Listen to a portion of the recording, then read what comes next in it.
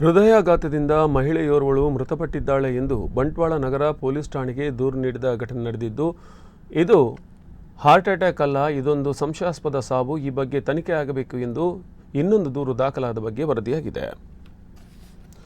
ಬಂಟ್ವಾಳ ನಗರ police ಠಾಣಾ ವ್ಯಾಪ್ತಿಯ ಮೊಡಂಕಾಪು ರಾಜೀವ ಪಲ್ಕೆ ನಿವಾಸಿ ಯೋಗೀಶ್ ಅವರ ಪತ್ನಿ ಬೇಬಿ ಅವರು ಸಾವನ್ನಪ್ಪಿದ ಮಹಿಳೆ. ರಾತ್ರಿ ಸುಮಾರು 2 ಗಂಟೆ ವೇಳೆ ಇವರಿಗೆ ಹೃದಯ ನೋವು ಕಾಣಿಸಿಕೊಂಡಿದ್ದು ಅಸ್ತಮ ರೋಗದಿಂದ ಬಳಲುತ್ತಿದ್ದರು ಎಂದು ಅವರು ದೂರಿನಲ್ಲಿ ತಿಳಿಸಿದ್ದಾರೆ. ಆಸ್ಪತ್ರೆಗೆ ದಾಖಲಿಸಲಾಗಿದೆಯಾದರೂ ಚಿಕಿತ್ಸೆ ಫಲಕಾರಿಯಾಗದೆ ಮೃತಪಟ್ಟ ಬಗ್ಗೆ ಅವರು ಮನೆಯವರಿಗೆ ತಿಳಿಸಿದ್ದಾರೆ. ಇದೊಂದು ವ್ಯವಸ್ಥಿತವಾದ ಕೊಲೆ ಮನೆಯವರು ಆರೋಪಿಸಿದ್ದಾರೆ. ಪಿಲಾತಬೆಟ್ಟು ಗ್ರಾಮದ ನಯನಾಡು ನಿವಾಸಿ ನಾರಾಯಣ ಮೂಲ್ಯ ಅವರ ಮಗಳು ಬೇಬಿ ಅವರಿಗೆ ಕಳೆದ 4 ವರ್ಷಗಳ ಹಿಂದೆ ಮೊಡಂಕಾಪು ನಿವಾಸಿ ವೃತ್ತಿಯಲ್ಲಿ ಗಾರೆ ಕೆಲಸಗಾರರಾದ ಯೋಗೀಶ್ ಅವರೊಂದಿಗೆ ವಿವಾಹ ನಡೆದಿತ್ತು. ಆದರೆ ಆ ಬಳಿಕ ಇವರ ವೈವಾಹಿಕ ಜೀವನದಲ್ಲಿ ಸರಿಹೊಂದಿಸಲು ಸಾಧ್ಯವಾಗದೆ ಪದೇ ಪದೇ ಕೌಟುಂಬಿಕ ಕಲಹ ನಡೆಯುತ್ತಿತ್ತು. ಅಲ್ಲದೆ ದಂಪತಿಗಳಿಗೆ ಮಕ್ಕಳಾಗಿರಲಿಲ್ಲ. ಈ ಕಾರಣಕ್ಕಾಗಿ ಕೂಡ ಗಲಾಟೆ ನಡೆಯುತ್ತಿತ್ತು. ಕಳೆದ 2 ವರ್ಷಗಳಲ್ಲಿ 2 ಬಾರಿ ಕುಟುಂಬದ ಹಿರಿಯರು ಸೇರಿ ಇವರ ಕೌಟುಂಬಿಕ ಕಲಹವನ್ನು ಮಾತುಕತೆ ಮೂಲಕ ಸರಿಪಡಿಸುವ ಕೆಲಸ ಮಾಡಿದರು. ಇತ್ತೀಚಿನ ದಿನಗಳಲ್ಲಿ ಮತ್ತೆ ಇವರೊಳಗೆ ಗಲಾಟೆ ನಡೆಯುತ್ತಿತ್ತು. ನವರಾತ್ರಿ ಸಂದರ್ಭದಲ್ಲಿ ಇವರೊಳಗೆ ಗಲಾಟೆ ನಡೆದು ಬಳಿಕ ಬೇಬಿ ಅವರ ಕಿವಿಯನ್ನು ಕಚ್ಚಿ ಹರಿದಾಕಿದ ಘಟನೆ ಕೂಡ ನಡೆದಿತ್ತು.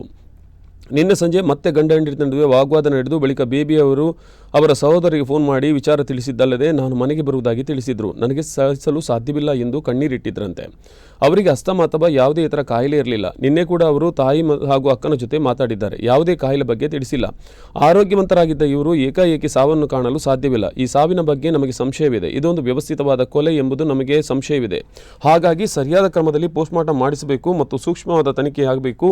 ಒಂದು ವೇಳೆ ಕೊಲೆಯಾದರೆ ತಪ್ಪಿತಸ್ಥರಿಗೆ ಕಾನೂನು ಪ್ರಕಾರ ಶಿಕ್ಷೆ ಆಗಬೇಕು ಎಂದು ಮೃತಳ ಅಣ್ಣ ಪದ್ಮನಾಭ ತಿಳಿಸಿದ್ದಾರೆ.